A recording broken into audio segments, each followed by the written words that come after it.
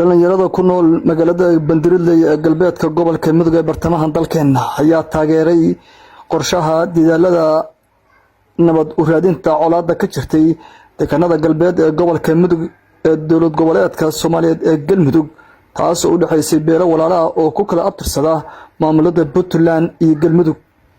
dhalinyaradan qaarkood oo duleedka magaalada Bandiridley kula hadlay warbaahinta qaranka Soomaaliyeed waxay tilmaameen in muhiim tahay in laga shaqeeyo nabadda wadajirka bulshada walaalaha ah ee ehelka wada dariska ah ee ku kala abtirsada maamulada Puntland iyo Galmudug kuwaas oo bilih la soo dhaafay colaad beeleed u dhaxeeyay oo ka taagnaa deegaanada Meegaagta iyo Jecboor. sidoo kale kulankan wuxuu daaran yahay taageerid aan ku taageerayno nabadda gobolka Mudug colaadaha gobolka Mudug ka jiro in ma aragtay Ilaahay nabad nagu bedelo nabadda hadda gaalkacyo taalo ay isugu yimaadeen odayaasha beelaha hawiye iyo odayaasha beelaha daaroodba oo sacad iyo anaga leelkase ah waxaan leenahay nabadaas Ilaahay ha ka dhigo mid waarto Ilaahay colaadaha naga damiyo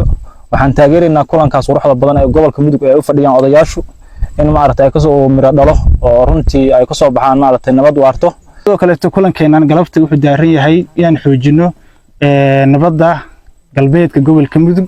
oo runtii ay ku hawlan yihiin odayaasha dhaqanka labada beelood ee Sacad iyo Leelkase. waxaan rajaynaynaa kulankaas inuu noqdo kulan milo dhala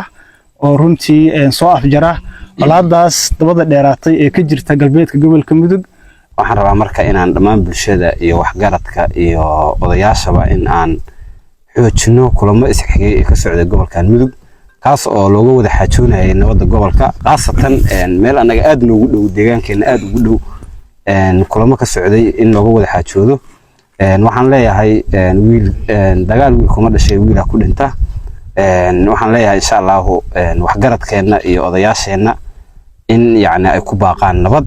waarta oo gobolkaana ay ka taliyaan insha Allah mustaqbalkiisa. inta kadib waxaan rabaa inaan ugu baaqo dhalinyarada meel kasta oo joogaan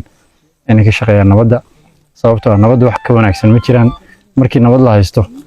baa waxbarasho fiican iyo caafimaad fiican iyo horumar iyo magaalo horumaran oo dhisan iyo meel kasta oo nabad lagu caawiyo oo lagu socdo markaas la heli karaa. marka dhalinyaradana inay arinta u istaagaan Bandiridley waxay tiir dhaxaad u ahayd shirarkii nabadeynta gobolka Mudug 2020 halkan waxay ku martigelisay dad dhowr boqol oo qof ka kooban.